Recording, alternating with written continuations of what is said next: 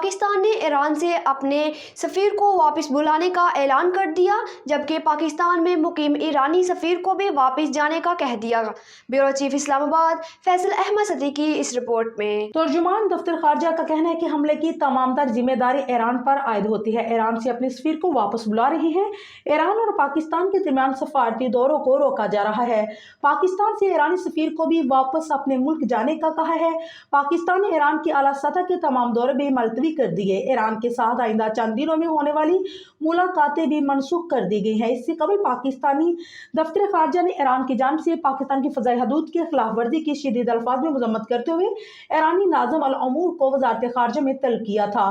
جاری بیان میں ترجمان دفتر خارجہ نے کہا ہے کہ پاکستان کی خود مختاری کی یہ خلاف ورزی مکمل طور پر ناقابل قبول ہے اور اس کے سنگین نتائج نکل سکتے ہیں، جس کی ذمہ داری ایران پر ہی عائد ہوگی۔ دفتر خارجہ کی جانب سے جاری کردہ بیان میں کہا گیا ہے کہ پاکستان نے ہمیشہ کہا ہے کہ دہشت گردی خطے کے تمام ممالک کے لیے مشترکہ خطرہ ہے، جس کے لیے مربوط کارروائی کی ضرورت ہے۔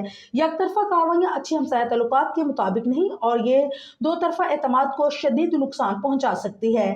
واضح ہے کہ پیر روز ایرانی سیکورٹی فورسز کی جانب سے پاکستان کی فضائی حدود کی خلاف ورزی کرتے ہوئے بلوچستان میں میزائل اور ڈرون حملے کیے گئے تھے۔